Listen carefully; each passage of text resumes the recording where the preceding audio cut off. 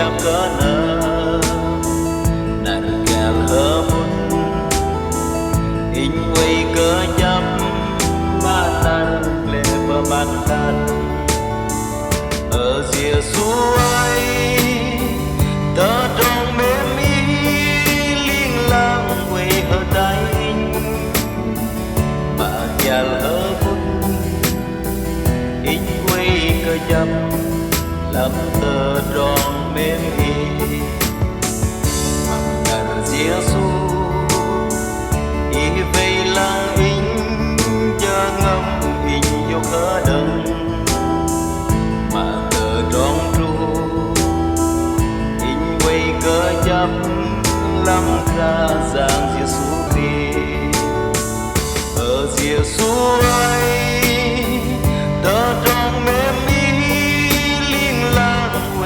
lain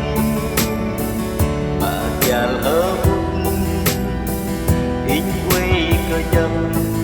làm tơ tròn mềm đi